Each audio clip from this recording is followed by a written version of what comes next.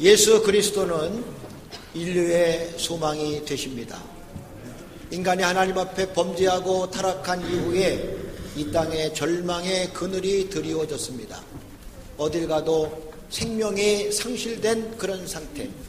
그래서 절망하게 되고 낙심하게 되고 고통 가운데 빠지게 되는 것이죠.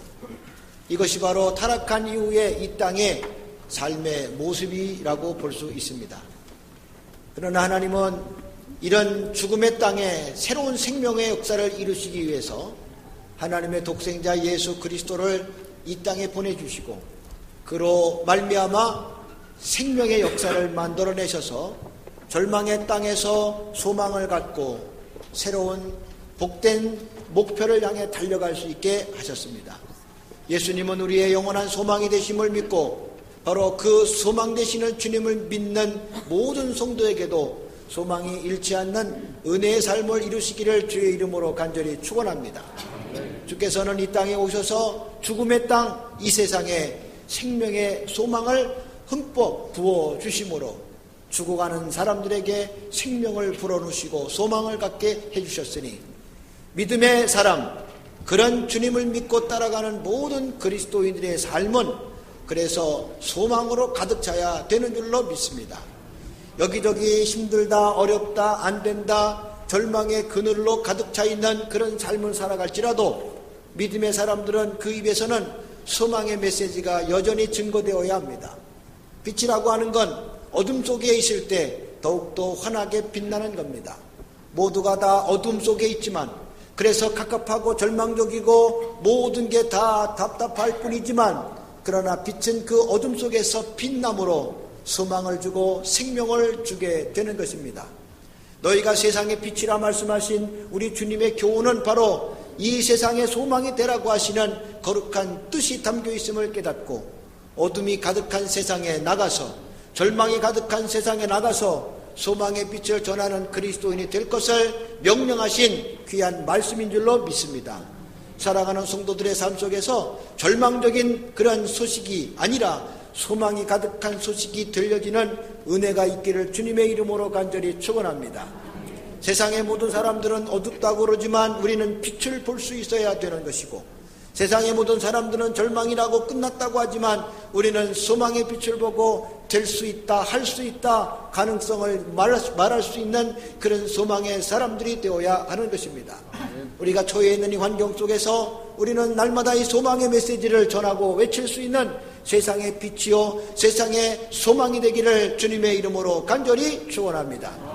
그러므로 상황이 어떻든 상황이 절망적이든 어떻든 어둠이 가득하든 어떻든 소망을 잃지 않는 사람은 절대로 낭망하지 아니하며 넘어지지 아니하고 끝까지 이 어렵고 힘든 환경을 극복하며 믿음의 온전한 승리를 이루게 되는 줄로 믿습니다. 우리 모든 성도에게 그런 기적 같은 역사가 충만하시기를 주의 이름으로 간절히 축원합니다.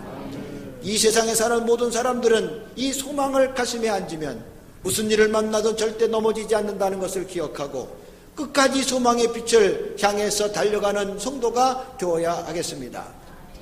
거지와 노숙자 두 사람은 사는 게 비슷한 사람입니다. 공통점이 많아요. 구걸해야 되는 사람이요, 자기 집이 없는 사람이요, 하루하루 먹고 사는 일이 걱정되는 사람이요, 어떻게 보면 절망적인 사람이고 어떻게 보면 그들에게는 소망의 빛은 찾아볼 수 없는 그런 사람입니다. 거지와 노숙자, 이 사람의 삶은 공통점이 있어요. 그런데 다른 점이 하나 있습니다. 거지하고 노숙자의 삶에 다른 점이 하나 있어요. 그건 바로 거지에게는 소망이 있어요. 오늘 내가 그래도 살아야지, 오늘 그래도 살아야지 되지 않겠나 하고 아침에 거렁뱅이짓을 할지라도 그는 살아야 된다는 소망을 가지고 하루 일과를 시작합니다. 그러나 노숙자는 오늘 하루 어떻게 사나, 아유 끝났다 내 인생 하고 그렇게 자기 인생에 실망을 하게 되고 좌절하게 됩니다. 하루 해가 떠오르지만 노숙자에게는 오늘 하루가 절망적이고 오늘 하루 어떻게 사나 걱정하다가 결국 자기 삶을 극복하지 못하고 죽음으로 인생을 마감하는 그런 경우를 볼 수가 있는 것이죠. 여러분, 노숙자가 자살했다는 얘기는 자주 듣지만 거지가 자살했다는 소식 들어보셨어요? 거지는 절대 죽지 않습니다. 왜냐하면 오늘 살아야 될 소망이 그에게 있기 때문입니다. 그래서 비록 거름뱅이로 살지만 그런 거지 생활하는 사람 내가 몇 번 봐요. 하루 저녁 일과가 끝나면 거지 옷 다 갈아입고 깨끗한 옷 입고 퇴근하는 사람 봤어요. 그리고 그렇게 아이를 키우고 그렇게 하면서 먹고 산다는 거예요. 지금은 열차 안에 그런 사람은 없지만 옛날 열차 속에는 이렇게 구걸하는 사람들이 몇 있어. 열차를 자주 타다 보면 맨날 구걸하는 사람 자주 만나. 그런데 알고 보니까 그 사람이 이렇게 해서 아이들을 다 대학까지 보냈다고 그러더라고. 그러니까 그 사람은 오늘 하루도 자기가 구걸하지만 가난하지만 나는 오늘도 아이를 키워야 된다. 애들 대학 보내야 된다. 내가 가서 구걸이라도 해야지 우리 아이들이 먹고 산다. 이래서 살아야 될 소망이 가득하기 때문에 절대 자살하거나 죽겠다는 생각 안 합니다. 그러나 노숙자는 오늘 어떻게 사나? 이렇게 사느니 차라리 죽어야지 하고 소망의 끈을 놓는 순간 죽음의 길로 걸어가게 된다는 걸 볼 수가 있어요. 똑같은 상황이지만 소망을 가졌느냐 못 가졌느냐는 결국 그 인생을 죽이느냐 살리느냐로 결정되는 것이니 사랑하는 성도여, 상황은 어떻든 우리가 소망을 잃지 않는다면 끝까지 생명의 축복을 누리며 인생의 아름다운 복을 체험하게 되는 줄로 믿습니다. 소망을 잃지 않고 살아가는 우리 가톨교회 모든 성도가 되시기를 주님의 이름으로 간절히 축원합니다. 할렐루야. 아무리 어려운 상황이라도 소망이 남아있다는 것, 그것은 우리에게 축복입니다. 오늘 본문 말씀이 바로 그런 소망의 메시지가 담겨 있습니다. 오늘 본문의 얘기는 바벨론 포로 생활을 끝나고 이제 그들이 귀환하면서 일어난 일입니다. 이스라엘 백성들이 하나님의 무서운 심판을 받고 나라가 망해서 바벨론의 멸망을 당하여 포로 생활로 70년의 삶을 살았습니다. 70년의 복역의 때가 끝나고 하나님이 예언에 말씀하신 대로 다시 그들을 예루살렘으로 돌아오게 하십니다. 1차, 2차, 3차에 걸친 예루살렘 포로 귀환의 시간이 있었습니다. 오늘 본문 얘기는 2차 귀환 때 있었던 이야기입니다. 2차 귀환에 돌아와서 보니까 예루살렘 성도 어느 정도 완공이 되고 예루살렘 성전도 완공이 돼서 나름대로 이스라엘 백성들이 하나님 백성으로서 살아가야 될 어떤 기본적인 터전을 마련한 그런 상태가 되었던 것이죠. 그래서 온전한 거룩한 백성으로서의 회복의 역사를 이룰 수 있는 그런 기틀이 마련된 상태입니다. 2차 포로 귀환 때 바로 그런 상황이었는데, 그런데 백성들의 사는 삶을 보니까 백성들의 삶이 너무나 난잡했다는 겁니다. 가장 대표적인 것은 이방 여자들과 통혼을 하면서 가정을 꾸리고 그들 가운데서 자녀를 생산해서 살아가게 된다는 얘기죠. 그런데 이것은 율법을 어기는 일이었습니다. 하나님의 율법을 어김으로 어떤 일을 당했습니까? 그 나라가 멸망을 당했다는 겁니다. 왜 하나님의 백성이 바벨론에게 멸망을 당했을까? 많은 사람들이 그 질문에 대답을 하기 시작합니다. 왜 이 백성이, 하나님이 축복하는 이 백성이 하나님의 멸망을 당하고 바벨론으로 끌려가서 70년 고난의 시절을 살아야만 했을까? 그 역사의 엄청난 사건을 보면서 여기에 대한 질문을 하기 시작합니다. 왜 그랬을까? 대답은 간단했어요. 이 백성이 하나님의 율법을 저버리고 제멋대로 제 마음대로 살았으므로, 그래서 이런 무서운 심판을 당하게 되었다고 그들이 생각을 했던 것이죠. 그래서 이제 이후로는 철저하게 하나님 믿음으로, 하나님을 잘 섬김으로, 하나님 말씀을 잘 실천함으로 살아가야 이 백성의 미래가 있고 소망이 있다고 생각을 했던 것이죠. 그래서 어려워도 성전을 짓고 어려워도 예루살렘 성을 건축하면서 그들이 소망의 날을 향해서 힘차게 달려갔는데, 와서 보니까 생활을 얼마나 하나님 말씀과 멀어져 살아가고 있는지, 하나님과 관계없이 살아가고 있는지, 이런 사실을 보면서 바로 에스라라고 하는 이 지도자는 절망하기 시작합니다. 야, 이 백성이 이렇게 살다가는 믿을 소망이 없는데 어떻게 할까? 그런 절망의 상황에 놓여있게 된 것이죠. 다시 이렇게 말씀과 관계없이 타락의 삶을 산다면 다시 멸망당한다는 무서운 이 역사의 악순환이 반복될 텐데, 이렇게 산다면 되는 걸까? 안 되는 거지 하면서 정말 지금의 현실을 바라보며 절망적으로 통곡하며 하고 있을 때, 그때 모두가 다 끝이다, 힘들다, 절망이라고 생각하는 그때에 분연히 일어났던 스가냐라는 사람이 그들에게 소망의 메시지를 전합니다. 2절 말씀, 엘람 자손 중 여이엘의 아들 스가냐가 에스라에게 이르되 우리가 우리 하나님께 범죄하여 이 땅 이방 여자를 맞이하여 아내를 삼았으나 이스라엘에게 아직도 소망이 있나니. 아멘. 우리가 이방 여자들을 아내로 삼고 하나님 말씀과 정반대로 살아가고 있어서 우리 가운데 소망이 가득하고 절망이 가득하고 소망이 없는 그런 시대를 살아가고 있지만, 그러나 이스라엘에게 아직도 소망이 있습니다. 소망을 외칠 수 있었던 선지자의 이 거룩한 소망의 메시지가 오늘 저와 여러분의 삶에서도 들려지는 축복의 소리가 되기를 주님의 이름으로 간절히 축원합니다. 지금 상황은 절망적이고 지금 상황은 아무것도 안 되는 것 같고 지금 상황은 힘들고 어려운 순간이지만, 그러나 우리에게는 그래도 소망이 남아 있습니다. 여러분, 여기에서 새로운 시대를 개척할 수 있는 힘이 있으며 미래를 꿰뚫고 달려갈 수 있는 능력이 주어지게 되는 것이니, 오늘 사랑하는 성도들이요, 삶은 힘들고 어렵고 그리고 고난의 한가운데 빠져 있을지라도, 열심히 애쓰고 수고해도 아무것도 안 된다 할지라도 우리에게 이 소망을 가지고 살아갈 수 있는 것은 그건 축복이고 은혜고 새로운 생명의 역사를 만들어가는 하나님의 기적이 담겨 있음을 깨닫고, 여러분, 우리의 입술에서도 아직도 내게 소망이 있습니다. 아직도 이 대한민국에 소망이 있습니다. 말할 수 있는 믿음의 사람이 되기를 주님의 이름으로 간절히 축원합니다. 우리의 현실을 바라보면 소망이 없는 그러한 상황이 너무나 많지 않습니까? 가장 대표적인 이 나라의 현실 가운데 정말 미래가 불투명한 것 중에 하나가 저출산율입니다. 지금 우리 국민이 한 가정에서 0.9명, 평균 0.9명, 한 명도 지금 출생을 못하고 있는 그런 현실이요.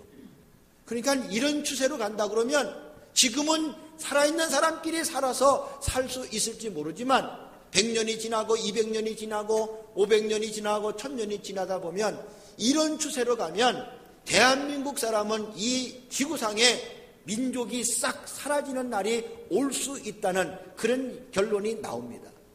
점점점 줄어들고 있으니 언젠가는 없어지지 않겠냐, 그런 말이에요. 그러면 우리 미래를 생각하면 절망적이요. 물론 내가 사는 날에는 끝나지 않겠지만 500년 뒤, 1000년 뒤에는 이 땅에 대한민국 사람이 없다고 생각해 보세요. 우리의 미래가 이렇게 점점 어두워지는 상황에 놓여 있다는 얘기죠. 그러나 이런 상황에서 우리 믿음의 사람들에게 반드시 들려줘야 될 메시지가 있습니다. 그래도 아직 우리에게 소망이 있습니다. 여러분, 여기가 바로 미래를 밝히 여는 능력이고 축복이 담겨 있음을 깨닫고 우리 그리스도인들에게 이런 소망의 메시지가 날마다 들려지기를 주님의 이름으로 간절히 축원합니다. 내가 지금 몸은 아프고 내가 지금 할 수 있는 건 없어요. 그러나 믿음의 사람들에게는 고백할 수 있는 분명한 고백이 있어요. 나는 못해도 하실 수 있는 하나님을 내가 믿으니 믿는 자에게는 능치 못함이 없느니라 하시는 주의 말씀 붙들고 오늘도 그 믿음 안에 역사하시는 하나님을 향해서 믿음의 전진을 하고 있다면, 하나님은 나를 통해, 부족한 나를 통해, 절망적인 나를 통해 소망을 창출하시고 이 땅에 새로운 빛을 보여가며 많은 사람들에게 생명의 축복을 나누게 될 줄로 믿습니다. 이런 은혜가 우리 가톨교회와 한국교회가 담당해야 될 시대적 사명임을 깨닫고 이 사명 잘 감당하여 아직도 우리에게 소망이 있습니다 말할 수 있는 복된 성도가 되기를 주님의 이름으로 간절히 축원합니다.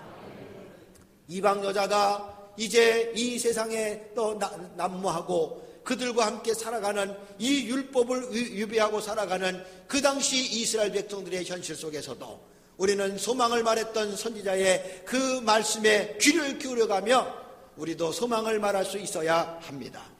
그렇다면 소망을 말할 수 있는 그런 가능성이 있을 때 그 소망을 말할 수 있었다는 것을 오늘 본문 가운데 볼 수가 있습니다. 무조건 소망만 외치는 게 아닙니다. 절망의 상황 속에서 가능성을 바라보면서 외칠 수 있었음을 오늘 말씀 가운데 깨닫게 되면서 오늘도 우리가 비록 상황은 절망적이고 상황은 힘들고 어렵고 안 될지라도 그 가능성을 붙들고 소망을 향해서 간직하고 달려갈 수 있는 성도가 되어야 하겠습니다.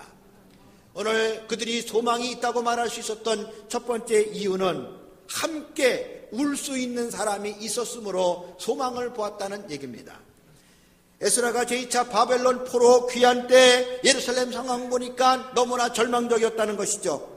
현실을 바라보니 지도자의 눈으로서는 절망이 가득할 수밖에 없었어요. 다시 이 민족이 역사의 악순환을 반복하게 되어야 하는가? 그래서 결국 하나님의 심판을 또 자초해야 되는가? 민족의 미래를 바라보면서 얼마나 절망을 했는지 에스라는 그런 현실을 보고 울기 시작합니다. 에스라의 울음은 이 민족이 하나님 앞에 죄를 범했다는 이 회개의 울음부터 시작해서 이렇게 가다가는 다시 바벨론 포로로 그렇게 고생했던 그 역사의 악순환이 또 반복된다면 우리 민족의 미래가 어둡지 않느냐. 그것 때문에 지도자로서 그는 눈물을 흘릴 수밖에 없었다는 얘기입니다. 그래서 에스라가 정말 하나님 앞에 엉엉 울고 통곡하며 울고 있었을 때, 그런데 그 에스라의 울음에 동참했던 사람들이 있었습니다. 1절 말씀, 에스라가 하나님의 성전 앞에 엎드려 울며 기도하여 죄를 자복할 때에 많은 백성이 크게 통곡하며 이스라엘 중에서 백성의 남녀와 어린아이의 큰 무리가 그 앞에 모인지라. 아멘. 에스라는 지금 이 민족의 현실을 보면서 하나님 앞에 통곡을 합니다. 성전 앞에 엎드려 울면서 기도합니다. 죄를 자복합니다. 민족의 어두운 미래 때문에 통곡하며 울고 있는데 지도자 혼자만 울고 있는 게 아니에요. 그 울음을 보고 많은 백성이 같이 크게 통곡을 했으며 이스라엘 백성 중에서 남녀와 어린아이까지 많은 무리가 모여서 그 울음에 동참했다는 얘기입니다. 이런 사건을 보고 스바냐가 벌떡 일어나서 한 얘기가, 지금 우리 상황은 이렇지만 그러나 아직도 우리에게는 소망이 있습니다 하고 이렇게 소망의 메시지를 선포하게 되었다는 얘기입니다. 여러분, 어떤 국가든 어떤 교회든 어떤 단체든 절망적인 상황이 올 수 있습니다. 그러나 진짜 절망은 지도자 혼자 이 현실을 바라보면서 혼자 울고 있는 게 절망이요. 함께 울 수 있는 백성들이 있고 함께 울 수 있는 큰 무리가 있다면 여러분, 절대로 절망적인 상황은 소망의 상황으로 역전되는 축복이 있는 줄로 믿습니다. 그게 바로 아직도 우리가 소망을 가지고 있다고 말할 수 있는 분명한 이유가 되는 것이죠. 지난 10여 년 전에 우리나라에도 이 절망적인 상태가 있었습니다. 국가가 부도가 났다는 거예요. 세상에 국가가 부도날 리가 있을까? 은행이 부도날 리가 있을까? 우리는 은행과 국가는 부도가 날 리 없다고 생각했던 그런 삶을 살았던 것이죠. 그런데 나라가 부도가 났다는 거예요. 그래서 이제 우리가 돈이 없어서 외국에 돈을 구워서 그들이 주는 돈 가지고 우리가 살아야 된다는 거예요. 그들이 이제 이 나라를 경제적 지배를 함으로써 정치, 경제, 문화 각 부분마다 돈 꿔준 사람들이 이 나라를 실제적 지배자가 되어서 이렇게 해라 저렇게 해라 구조조정해라 뭐해라 요구하는 대로 따라주지 않으면 그들이 돈을 주지 않기 때문에 어쩔 수 없이 구조조정을 하면서 많은 사람을 노숙자로 내몰았던, 그래서 자살이라고 하는 비극적인 그러한 상황들이 많이 또 나타났던 시절이 있었습니다. 경제 식민지하에 들어갔던 치욕적인 순간이었다는 얘기죠. 그때 대통령 된 사람은 말이 대통령이지 알고 보면 IMF라고 하는 그런 국제통화기금에서 운용하는 대로 움직일 수밖에 없었던 꼭두각시 대통령이었다는 거죠. 왜요? 돈을 꿔줬으니 꿔준 자 말 들어야 되니까 어쩔 수 없었던 거죠. 그때 대통령이 백성들한테, 국민들한테 이야기합니다. 울부짖습니다. 우리가 이렇게 살다가는 안 됩니다. 국민들이 도와줘야 됩니다. 백성들을 향해서 울부짖는 대통령. 지도자의 그 울부짖음에 그때 많은 우리 백성들이 같이 울었어요. 그래서 숨겨놨던 장롱 속 깊숙이 감춰놨던 달러 다 끄집어냈어요. 기업들도 자기 자금을 이렇게 다 끌어냈어요. 나라가 어렵다는데 우리가 이 장롱 속에 달러를 감춰줘서 되겠느냐 해서 다 끄집어냈어. 그래서 외화를 좀 더 이렇게 모으기 시작했어요. 그것도 부족해서 또 어린아이부터 어른에 이르기까지 금반지, 금목걸이, 금팔찌, 또 귀걸이, 자기 몸에 장식으로 가져뒀던 모든 금들을 이렇게 하나씩 가져왔어요. 그것이 산더미처럼 쌓이기 시작했습니다. 그렇게 백성들이 함께 지도자의 울음에 동참했을 때 IMF 체제에 3년 만에 극복을 하는 세계 초유의 사건이 일어나서 세계적 이슈가 되었던 그런 순간이 있었습니다. 보통 5년, 길으면 10년 이상으로 IMF 체제를 극복하는 나라가 없다는데 이거는 3년 만에 모든 체계를 극복하고 드디어 경제 부국을 향해서 힘차게 발돋움하여 그 이후로 이 나라가 경제 치료에 해당되는 그런 경제 강국으로 부상할 수 있었던 것은 우리의 상황은 절망이었지만 그러나 지도자의 울음에 함께 울었던 백성들이 있었으므로 결국 그 절망의 상황은 소망으로 바뀌고 이 나라가 세계 경제 강국으로 우뚝 설 수 있었던 것을 볼 수가 있습니다. 이건 우리 모두가 다 경험했던 지난 10년 전의 우리의 역사입니다. 모두가 경험했던 사실이기에 부정할 수 없는 분명한 사실입니다. 에스라가 울을 때 그 백성들이 함께 울었던 것, 오늘 이 나라 지도자가 울을 때 함께 울 수 있는 백성들이 있다는 것, 아무리 상황은 절망적일지라도 이 절망은 곧 소망으로 바뀌며 우리에게 아직도 소망이 있다고 말할 수 있는 자신감으로 넘치게 되는 줄로 믿습니다. 할렐루야. 우리 모든 성도의 이런 소망이 넘치시기를 주의 이름으로 간절히 축원합니다. 우리 교회가 이제 창립 70주년을 맞이한다고 이제 올해는 준비하는 한 해로 그렇게 삽니다. 더욱더 우리 상황이 하나님이 보시기에 소망이 넘치는 상황이 되어야 하겠습니다.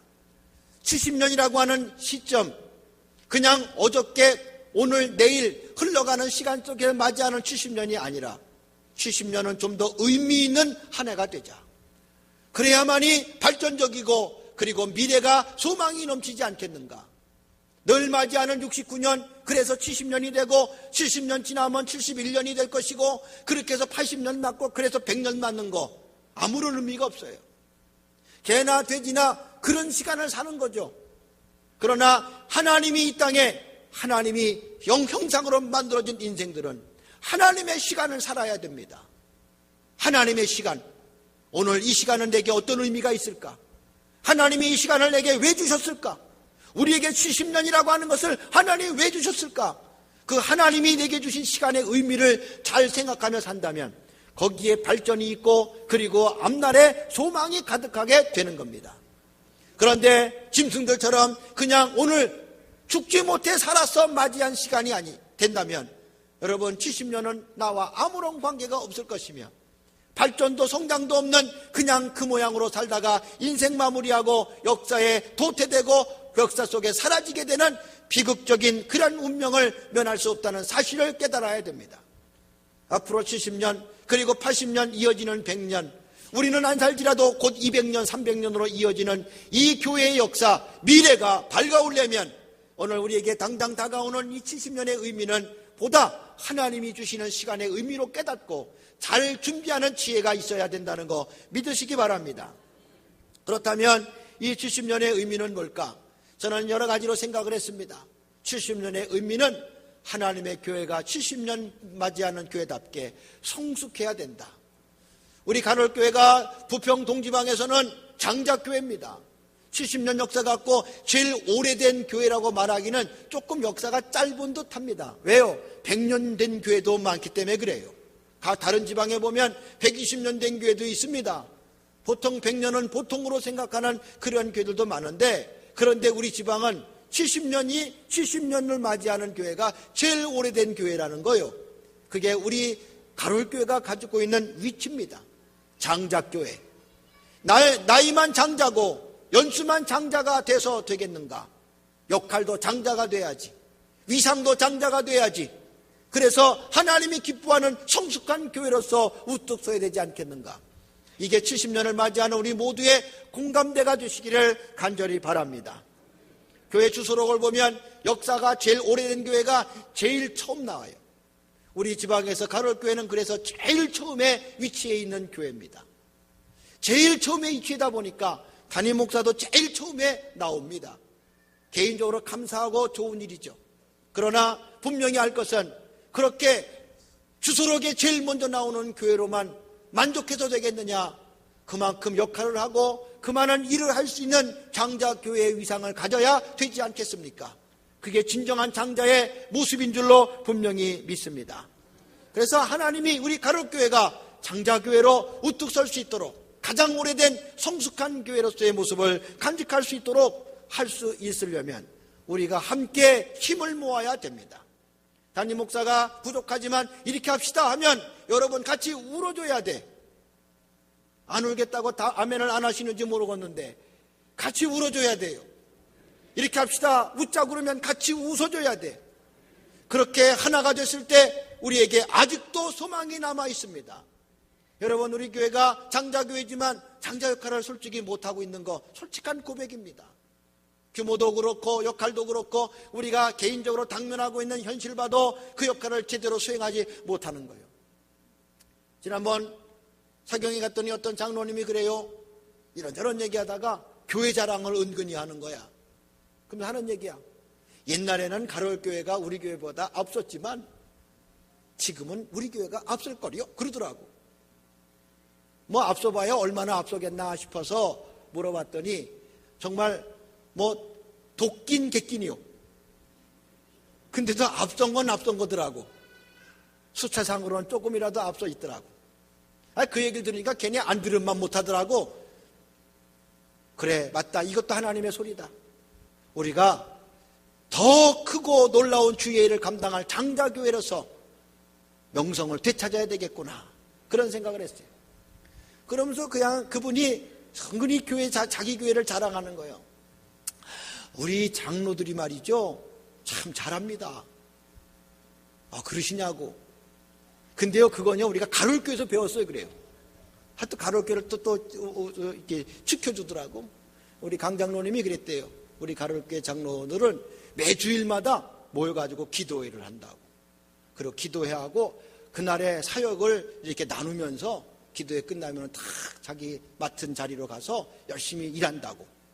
그 얘기를 그렇게 교회 자랑을 하는 걸 듣고 그 장로님이 우리 교회도 그래야 되겠구나 해가지고 자기가 선임이 되면서 그렇게 하기로 했다는 거예요. 그래서 다 모여가지고 이렇게 기도회 한다고. 우리가 가롤교에서 배운 겁니다. 그것도 이렇게 막 자랑을 하면서 그렇게 한다는 거예요. 괜히 또 기분 좋대. 또 우리 교회에서 배웠다고 하니까 기분 좋더라고. 기도회 끝나고 뭐 합니까? 그랬더니 기도회 끝나면요 바로 자기들이 가서 이렇게 탁 성도들도 만나고 대접해주고 안내해주고 막 그런다는 거예요. 그렇다고 굉장히 아주 잘하고 있다고 그러는 거예요. 그러면서 또 이제 또 자랑이 계속 이어지더라고. 담임 목사 자랑을 하는 거예요. 우리에게 담임 목사 말이죠, 미국에서 공부했대. 미국에서 공부했다면 벌써 나는 꿀리잖아. 난 미국 가본 적도 없는데. 미국에서 공부해 왔는데요, 생각하는 게 자유적이고 그리고 이렇게 아주 그냥 개방적이에요. 이게 독단적이지 않고 막 그렇다는 거예요. 그래서 그리고 어떻게 하길래 그럽니까 했더니 우리 장로들하고 잘 상의해서 얘기하고 또 재정도 인사 문제도 혼자 하는 법 없어요. 다 합니다. 그러면 나도 그렇게 하는데 뭐 그걸 뭐 자랑거리라고 그 집도 자랑하고 있을까 속으로 생각해요. 그런데 이분은요, 그냥 마음이 이렇게 착해가지고 그냥 웬만하면 그냥 다 들어줘요. 들어주면 좋은 목사구나. 앞으로 들어줘야 되겠다 생각을 하고.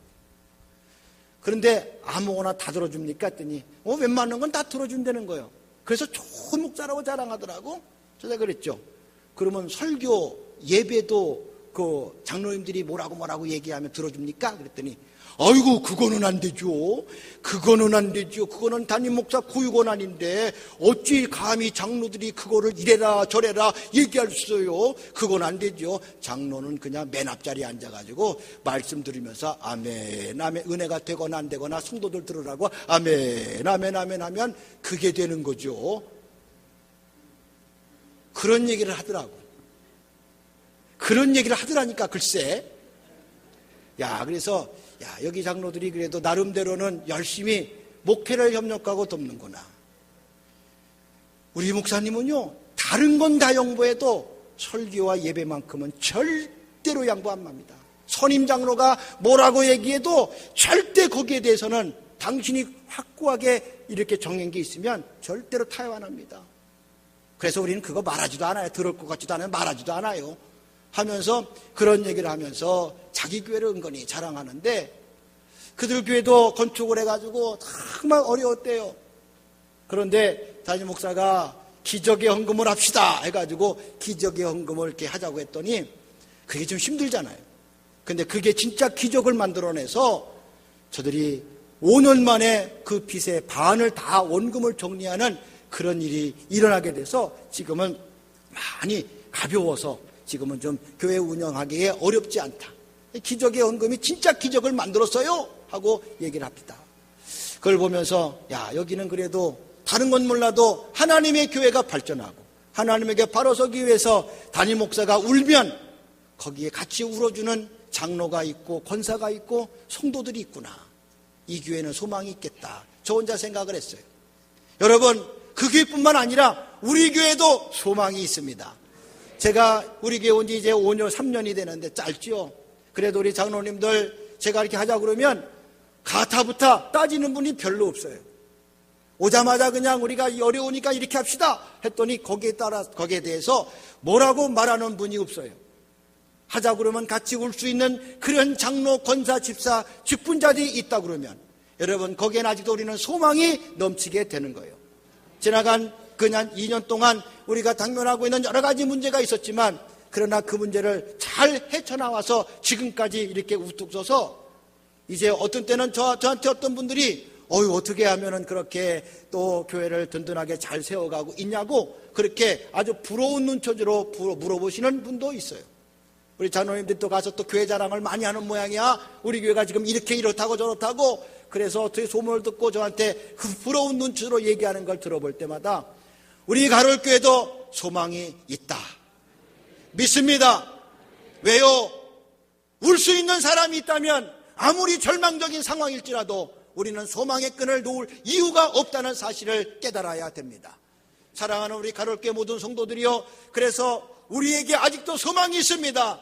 지금은 부족하지만 앞으로 장자교회의 위상을 회복하고 이 지방을 섬기고 한국교회를 섬기며 세계교회를 섬길 수 있는 그러한 역할을 잘 감당할 수 있는 그런 교회로서, 장자교회로서 소망을 가지고 살아갈 수 있는 그날이 올 줄로 믿습니다. 이게 오늘 함께 여러분과 저가 한마음이 돼서 주님의 교회를 섬겨나갈 때 이루어지는 거룩한 역사입니다. 사랑하는 우리 가톨교회 모든 성도들, 우리에게 소망이 있음을 깨닫고 이 소망의 끈을 놓지 않고 힘차게 달려가 하나님의 계획하신 거룩한 뜻을 온전히 이룰 수 있는 우리 주님의 몸된 교회로 쓰임받기를 주의 이름으로 간절히 축원합니다. 할렐루야.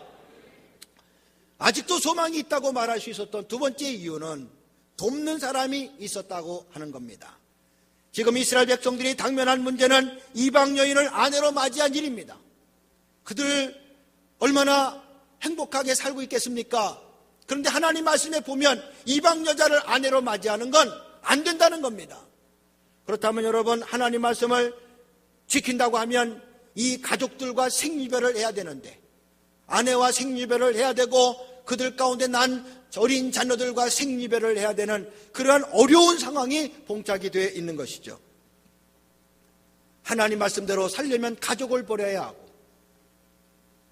또 가족을 생각한다면 민족을 버려야 하고 가족을 버릴 것이냐 민족을 버릴 것이냐 둘 중에 한 가지 문제를 갖고 고민하게 된다면 여러분은 어떻게 대응하시겠습니까?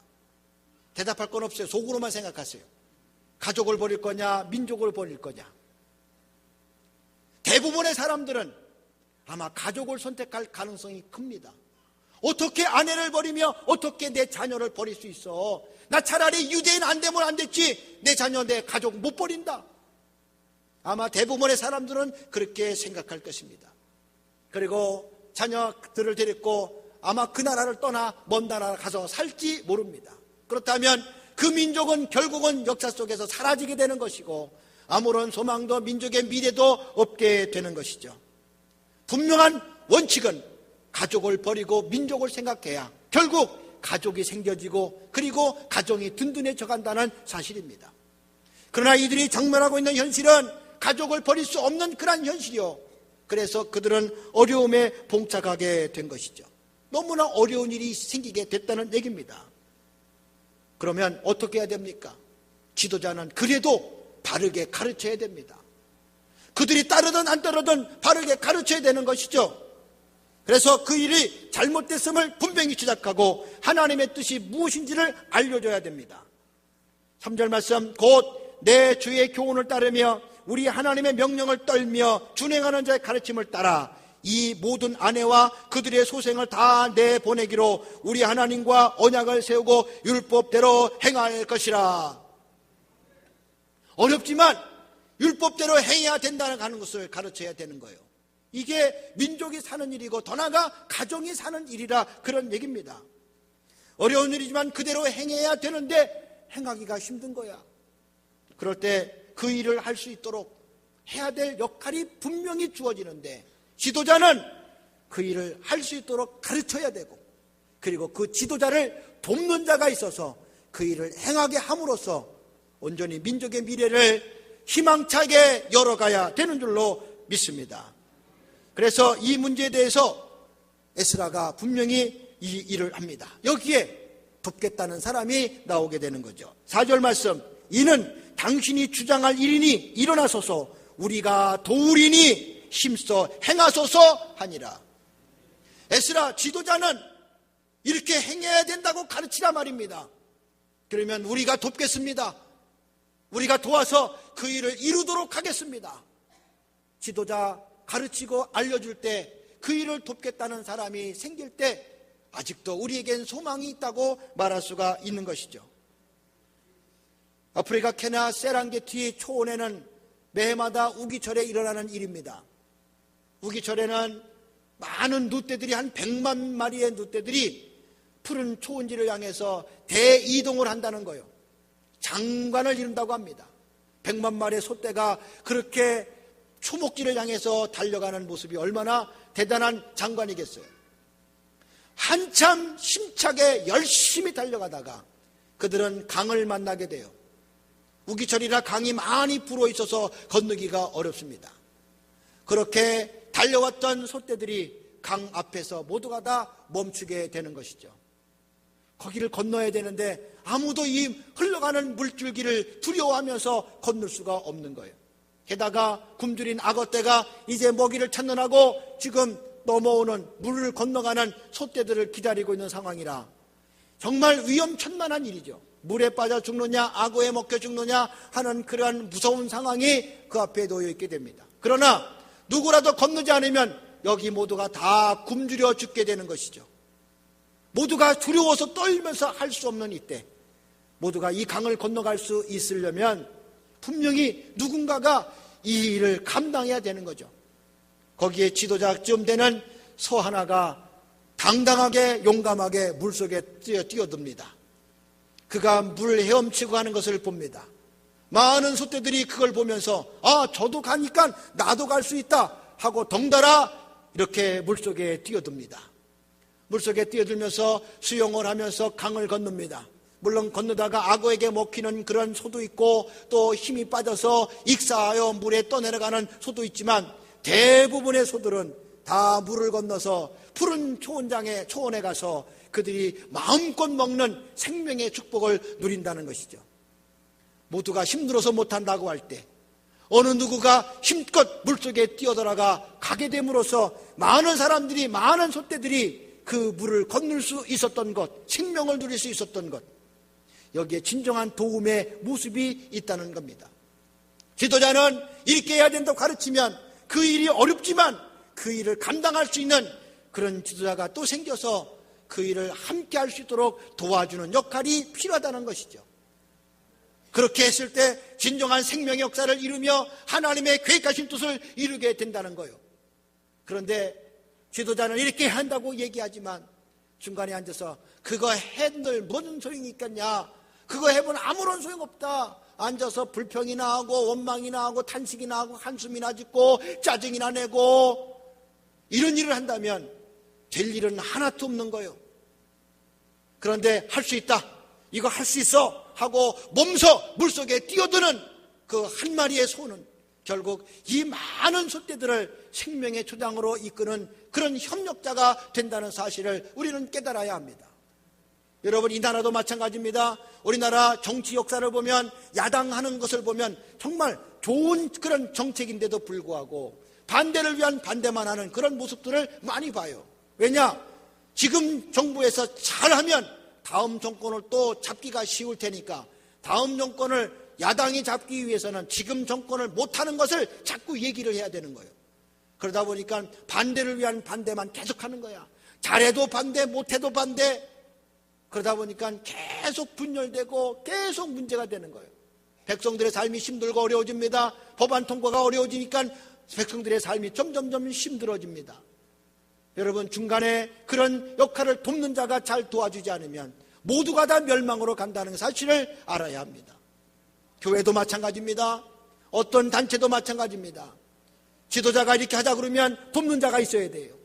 하나님의 교회는 특별히 돕는 자가 많아야 합니다.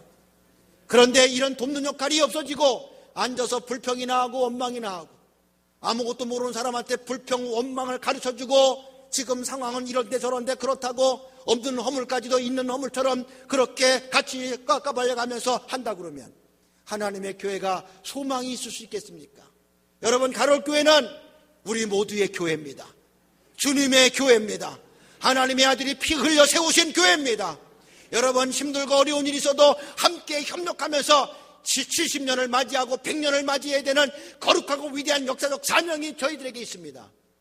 그런데 중간에 앉아서 돕는 자가 되지 못하고 방해꾼이 되고 중간에 앉아서 끊임없이 방해하는 자로 서 있게 된다면 여러분, 우리 가롤교회에 소망이 있겠어요? 아직도 소망이 있다고 말할 수 있는 교회가 되려면 열심히 도와야 됩니다.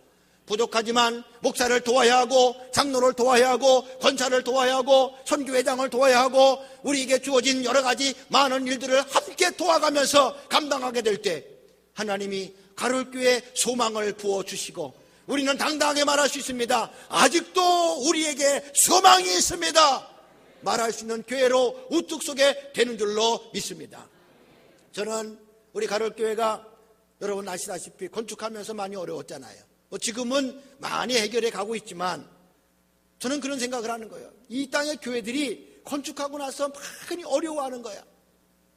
그런데 그런 교회에 우리 교회가 소망이 되면 좋겠다. 야, 열심히 이렇게 했더니 담임 목사의 말에 성도들이 잘 따라주고 함께 울어주고 함께 협력했더니 우리가 감당하기 어려운 일인데도 지금 이렇게 잘 감당하고 있다. 잘 해결했다. 너희들도 그렇게 하면 된다. 하고 어려움 당하는 그런 교회에 소망을 줄 수 있는 그런 교회로 우뚝 설 수 있기를 소망합니다. 여러분, 이 땅의 교회가 세상의 소망이 되지 아니하면 누가 소망이 되겠습니까? 세상에 소망을 줘야 될 교회가 절망의 소리나 하고 불평의 소리나 하고 안 된다는 소리나 하고 힘들다는 소리나 한다면 되겠습니까?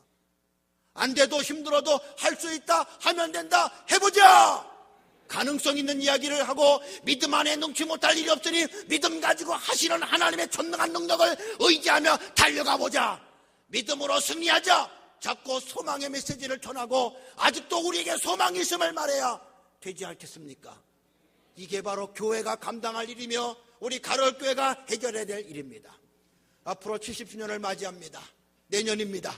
올 한 해 여러분 같이 울어주고 같이 웃어주는 성도가 되시기 바라고, 같이 협력하고 도와주는 성도가 되셔서 절대로 다른 소리 내지 말고 아름다운 다른 소리라도 화음이 만들어지는 소리, 소프라노, 알토, 테너, 베이스가 각각의 소리가 달라도 그들이 소리를 냈지만 서로 화음을 이루고 모두에게 기쁨을 주는 소리, 그런 소리를 아름답게 내어 하나 되는 교회, 그래서 아직도 소망이 넘치는 교회, 세상의 어둠을 향해 빛을 발하며 그들에게 소망을 알려주고 나눠줄 수 있는 소망이 넘치는 그런 가롤교회 되시기를 주님의 이름으로 간절히 축원합니다. 할렐루야! 은혜 주신 하나님께 박수하겠습니다.